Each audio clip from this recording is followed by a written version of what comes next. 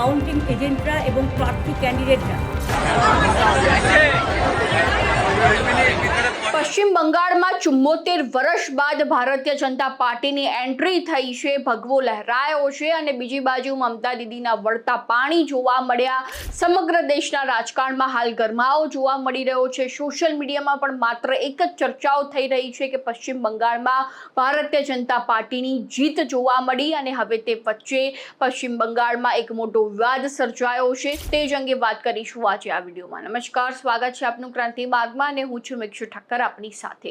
પશ્ચિમ બંગાળમાં જે સમયથી જ એ ચૂંટણીના પરિણામો સામે આવ્યા છે, મમતા દીદી હારી ચૂક્યા છે, ભારતીય જનતા પાર્ટીની જીત જોવા મળી છે, તેને લઈને રાજકારણમાં સતત ગરમાવો જોવા મળી રહ્યો છે। ટીએમસીના નેતા હોય કે પછી ભાજપના નેતા હોય, સતત નિવેદનબાજી શરૂ થઈ ચૂકી છે અને તે વચ્ચે જો ગઈકાલ રાતની વાત કરવામાં આવે તો ગઈકાલથી જ પશ્ચિમ બંગાળમાં એક હોબાળાની સ્થિતિ સર્જાઈ છે, જેમાં ખાસ કરીને જો વાત કરવામાં આવે તો બુલડોઝર જે છે ત્યાં ફેરવવામાં આવી રહ્યું છે, તે રીતના સમાચાર સામે આવી રહ્યા છે। અમે કેટલાક વિડીયોઝ જે છે તમને સોશિયલ મીડિયાના કેટલાક રિસ્ટ્રિક્શનને કારણે નથી બતાવી શકતા, પરંતુ ક્યાંક આગચંપીના દ્રશ્યો પણ સામે આવી રહ્યા છે, મારઝૂડના દ્રશ્યો પણ સામે આવી રહ્યા છે। તે વચ્ચે જો વાત કરવામાં આવે તો એવા સમાચાર સામે આવી રહ્યા છે કે મંગળવારે બંગાળમાં અનેક સ્થળોએ હિંસા ફાટી નીકળી, જેમાં જગતવલપુરમાં ટીએમસીના કાર્યાલયમાં આગ લગાવવામાં આવી હતી, જેમાં દક્ષિણ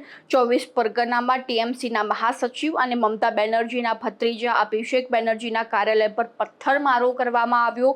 ત્યારબાદ એક ટોળાએ ભૂતપૂર્વ મંત્રી અરૂપ બિશ્વાસના કાર્યાલય પર પણ હુમલો કર્યો અને પોસ્ટરો અને હોર્ડિંગ્સના જે છે તેને પણ તોડફોડ કરવામાં આવી, જેમાં હાવડા, સિલીગુડી અને બહેરામપુરમાં પણ ટીએમસી કાર્યાલયોને આગ ચાંપી દેવામાં આવી છે, જેમાં ટીએમસીએ આ હુમલાઓ માટે ભાજપને દોષી ઠેરાવ્યો હોય તે રીતની સ્થિતિ હાલમાં જોવા મળી રહી છે। એટલે કે હવે ગુજરાત બાદ પશ્ચિમ બંગાળમાં પણ બુલડોઝર વાડી શરૂ થઈ ચૂકી હોય તે રીતના દ્રશ્યો સામે આવી રહ્યા છે। બીજી બાજુ મમતા દીદી એવું કહી રહ્યા છે કે કોઈ પણ ભોગે હું રાજીનામું નહીં ધરું, ભલે મારી પાર્ટી હારી ગઈ હોય, પરંતુ એ ચૂંટણી કમિશનના લીધે જે છે તે મારી પાર્ટી હારી ચૂકી છે। ભારતીય જનતા પાર્ટીએ જે છે તે બોગસ મતદાન કરાવીને તેઓ જીત મેળવી છે, એટલા માટે હું રાજીનામું નહીં આપું, તે રીતની જીદ પણ મમતા દીદીએ પકડી રાખી છે।